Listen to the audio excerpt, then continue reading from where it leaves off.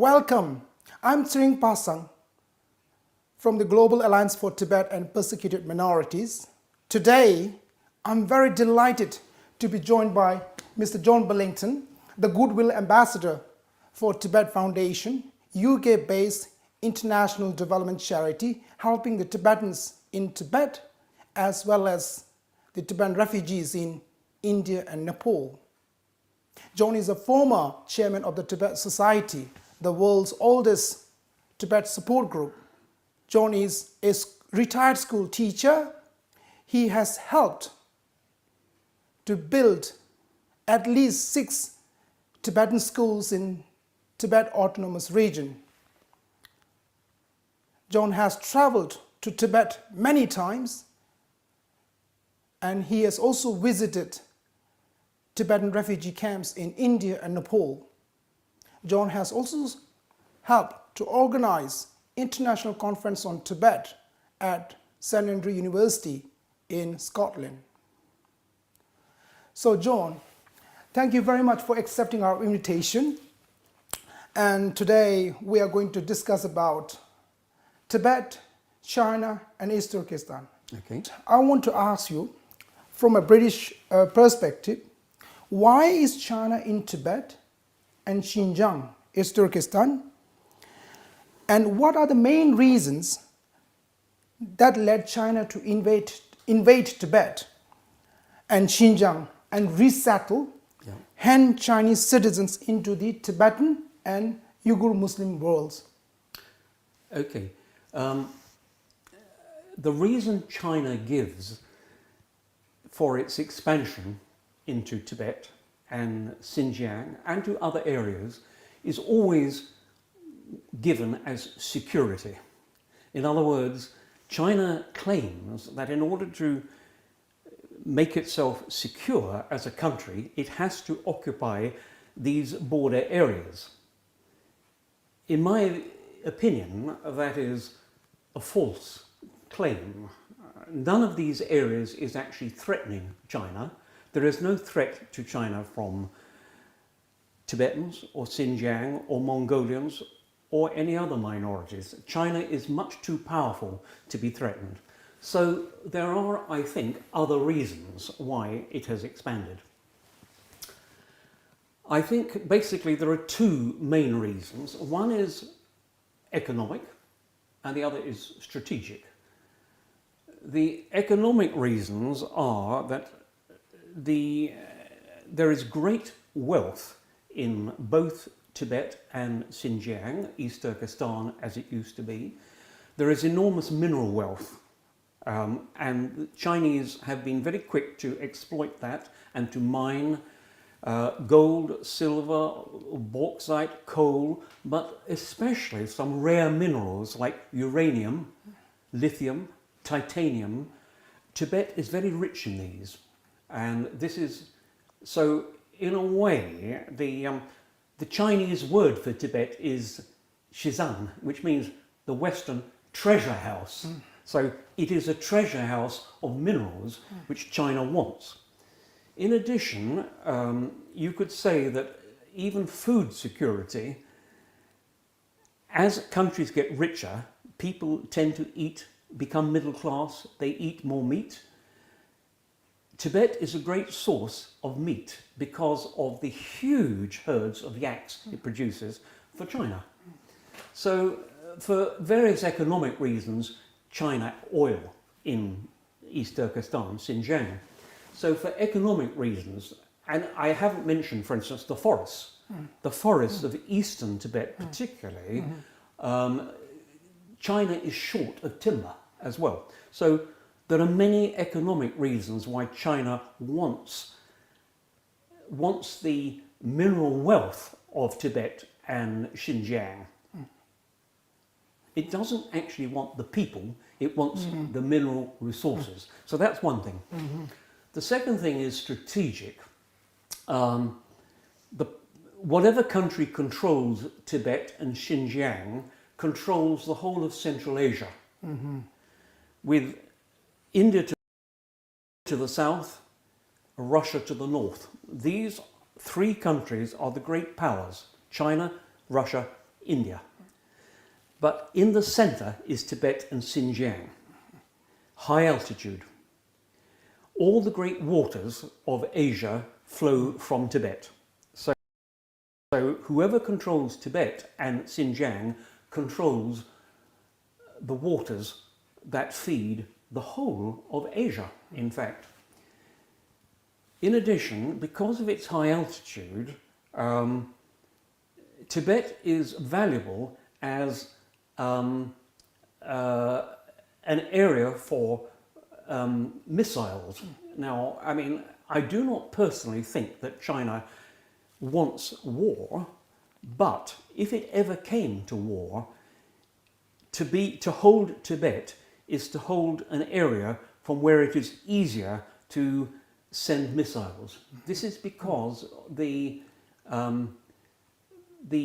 low atmospheric pressure of high altitude means that it is easier to send missiles off. So from a military point of view, holding the Tibetan plateau and Xinjiang is very important. So I think the economic and the strategic reasons are, I would say, the important ones. But China, as I say, always gives security as the main aim. Yeah. Since the Communist Party of China came to power in 1949, Yeah. it first invaded East Turkestan and then Tibet. Yeah.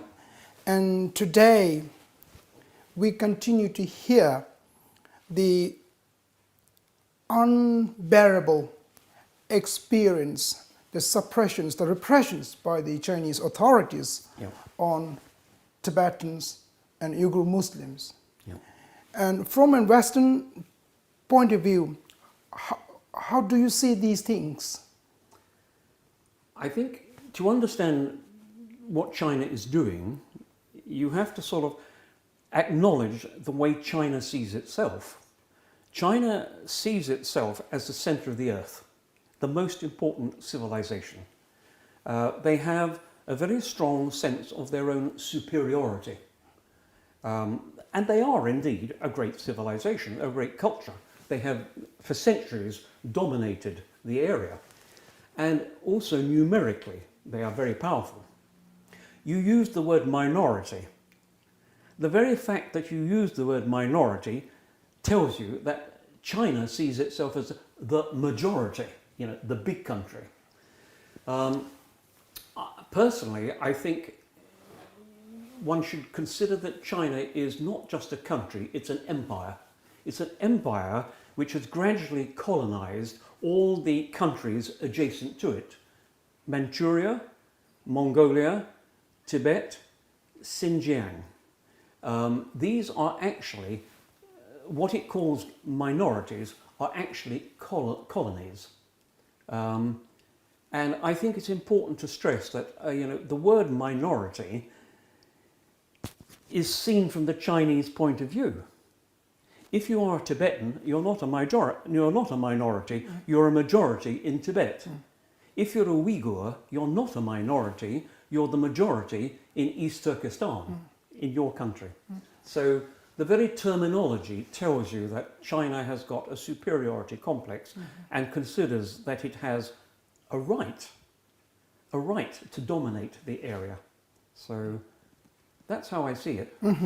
The freedom struggle movement of Tibetans and East Turkestan, the Uyghur Muslims.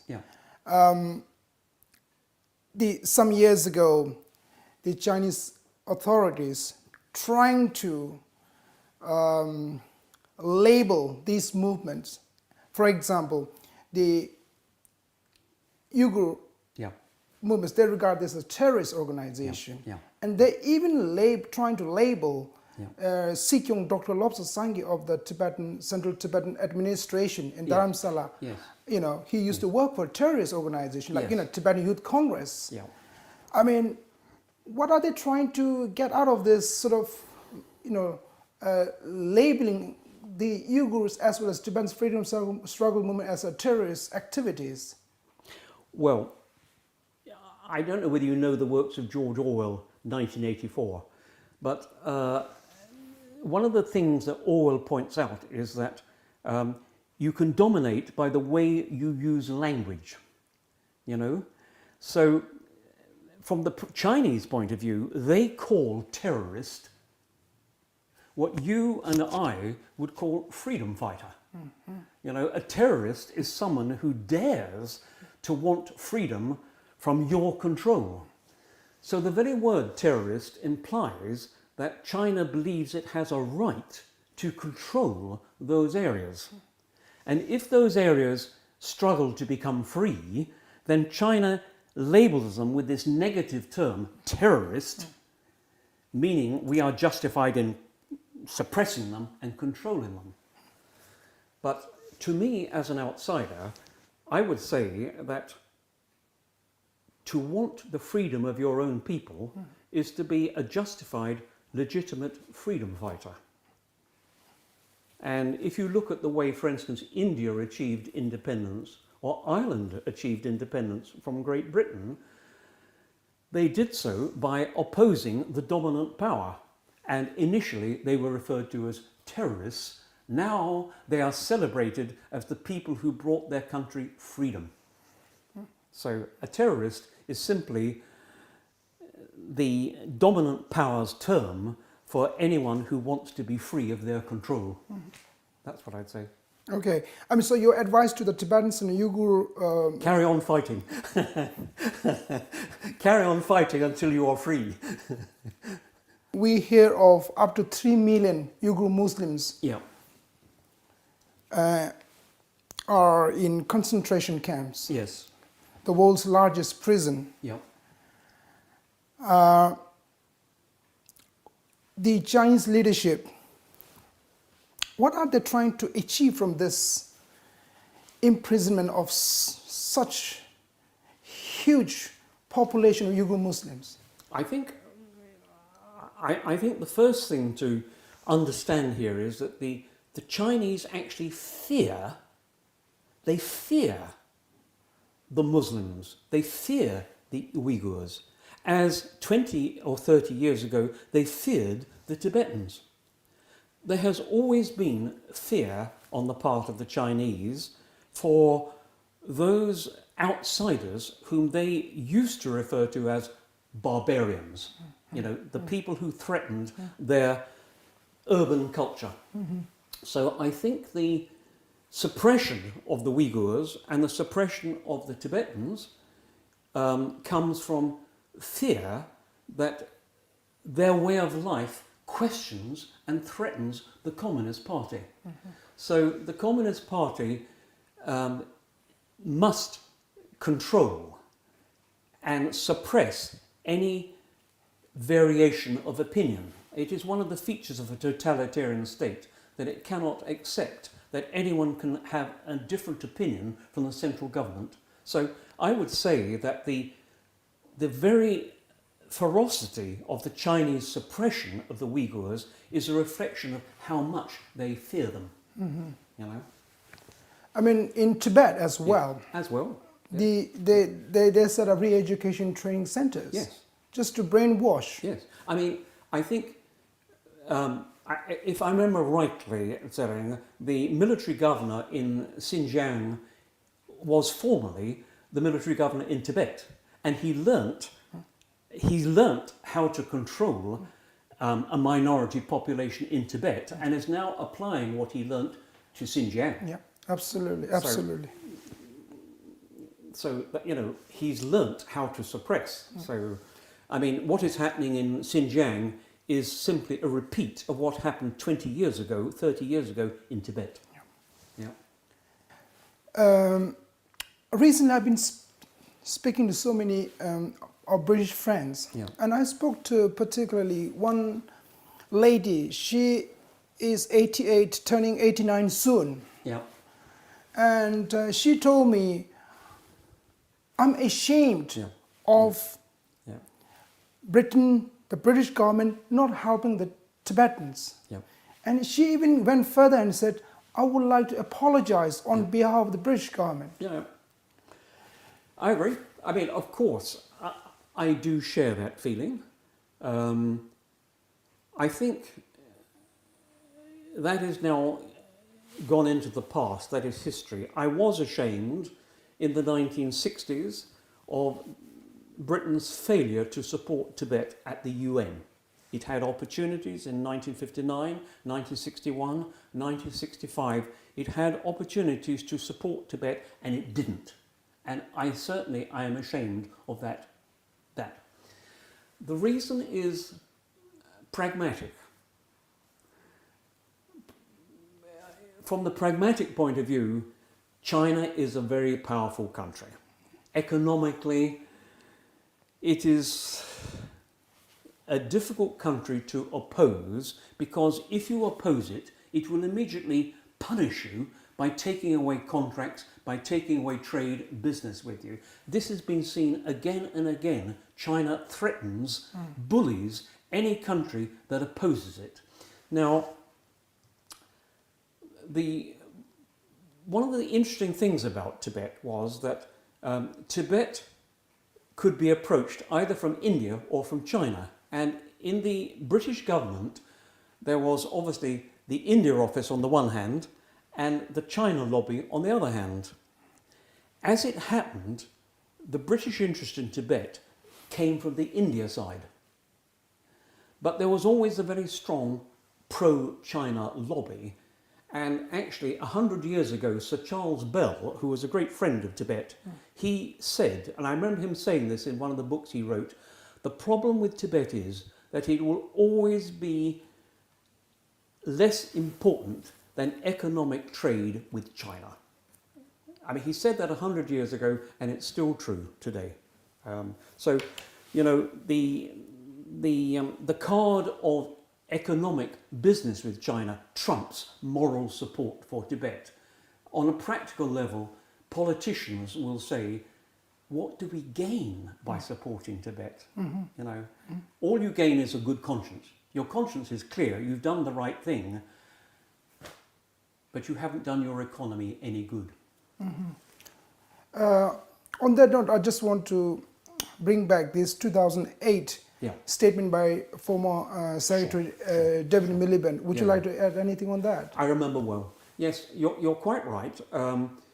The British government's policy up until 2008 was that it recognised China's suzerainty, its interest in Tibet, on condition that Tibet had complete and genuine autonomy.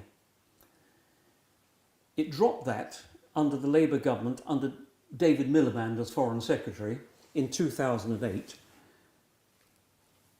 And as far as I know, it dropped it at the pressure of China. In other words, China wanted to get away from this irritating point that the UK government could make, that it only accepted Chinese interest in Tibet under certain conditions.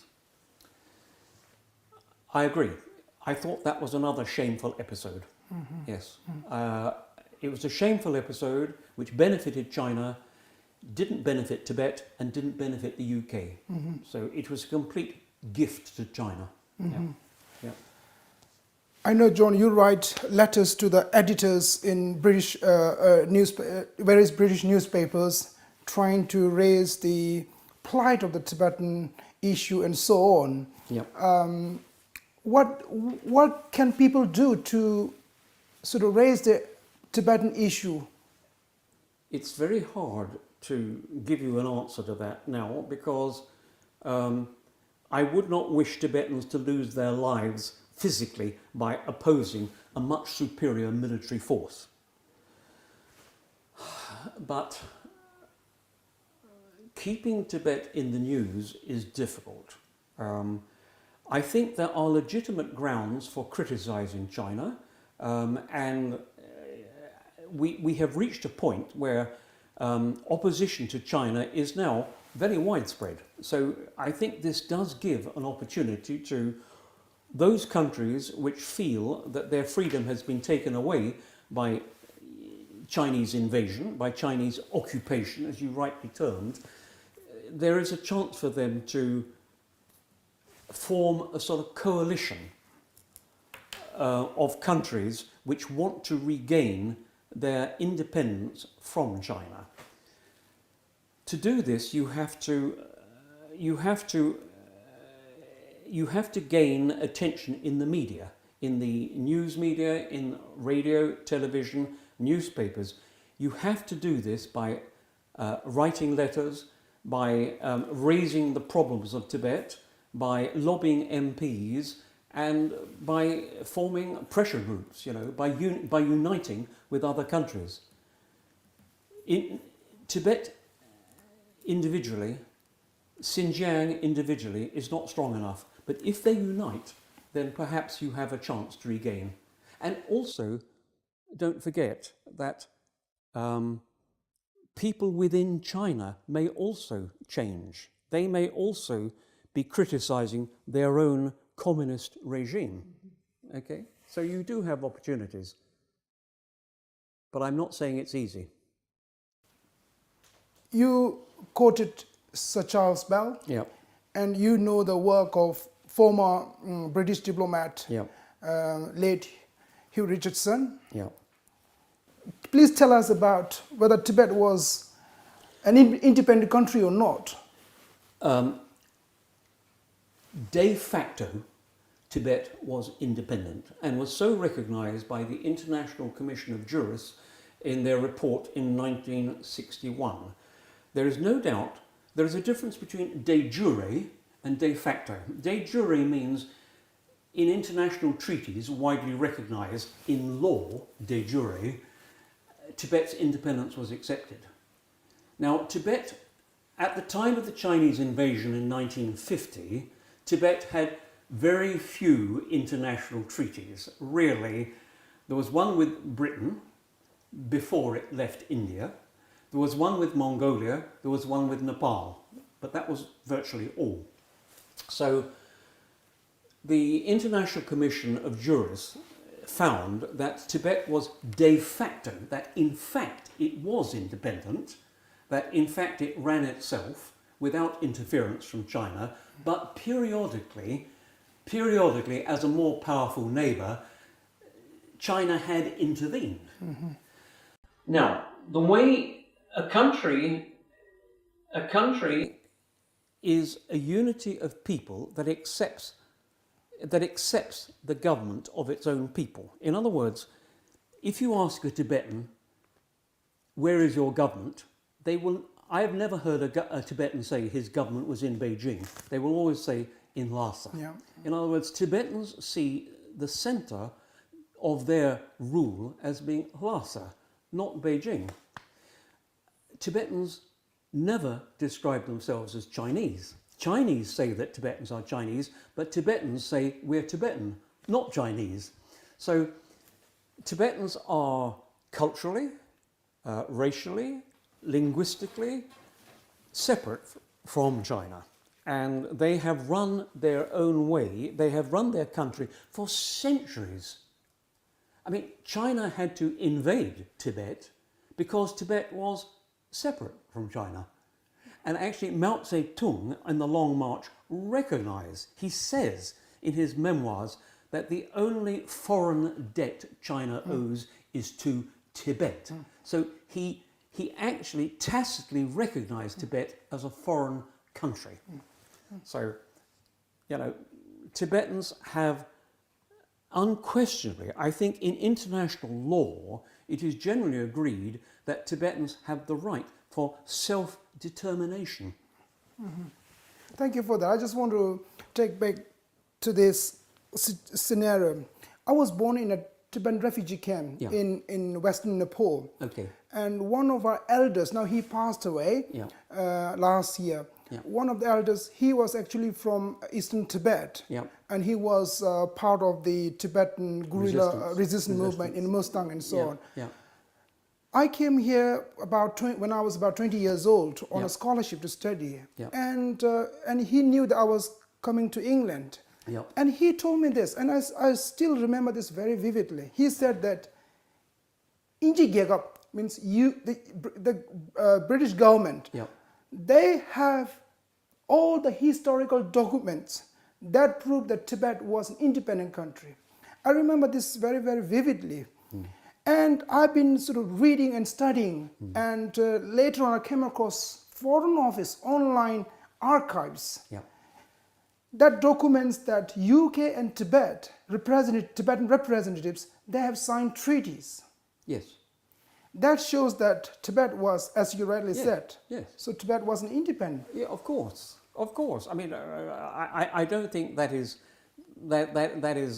questioned. But the Chinese have never recognised them. You know,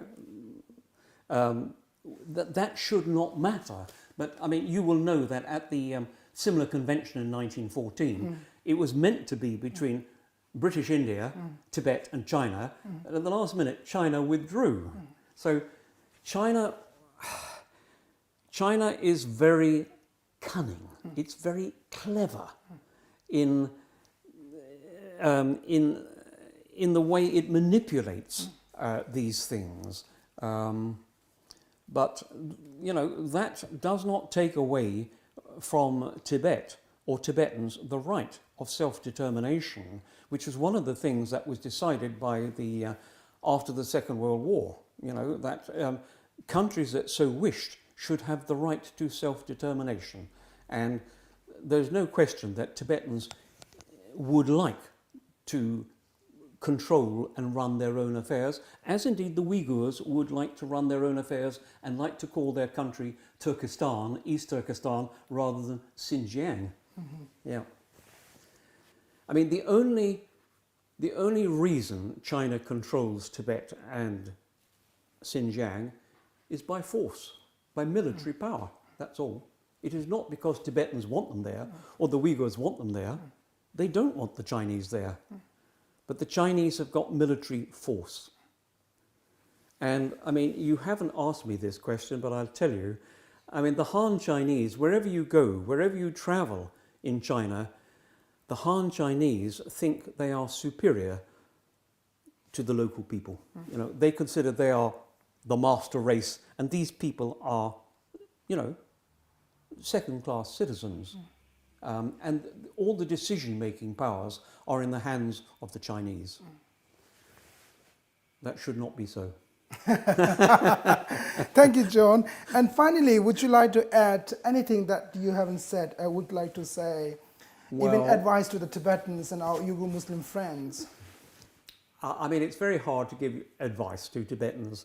All I would say is, I think periodically there will be opportunities for Tibet to regain its independence. To do that, it is essential that there is unity among Tibetans. That's the first thing. You have to have unity. You have to have all Tibetans must unite and want to be a country, whether they're Amdos, Utsangpas, Khambas, whether they belong to this sect or that sect, they must be united. So that's the first thing. You must get unity.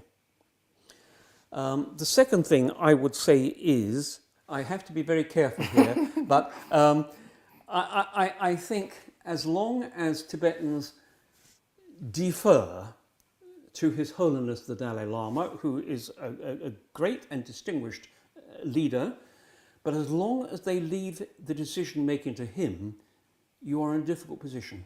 I think you have to have a political structure and organisation where the people who make the decisions can be voted in and voted out of power.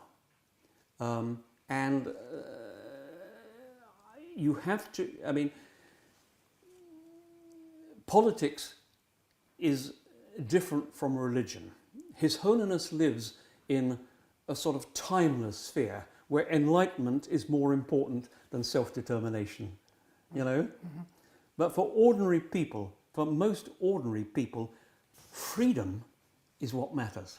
The freedom to live their own way of life is what matters. You know, ordinary people are not thinking in terms of enlightenment. They're thinking in terms of, am I free to speak my own language, to send my children, to travel freely? I mean, Tibetans cannot even travel freely in their own country. Yeah. So I think, you know, you have to you have to have a sort of political party which sets out an alternative plan for Tibet from the one of living as an autonomous region within China. You have to have a different policy, a different direction of where you want to get to. So I would say that, but my final point is this: don't give up, don't despair. Remember Charles Darwin. Darwin says, if a characteristic has value, it will survive. If it has no value, it will not survive. If Tibet has value, it will survive, despite what the Chinese do. And the last 70 years have shown that Tibetan culture will survive. I mean, Tibetan culture is strong. Tibetans still are loyal to their culture, and your culture is now widely known throughout the world, where 70 years ago it was not. So have faith that your culture has value and will survive. That's all I can say. Thank you very much. On that very positive note, thank you, John.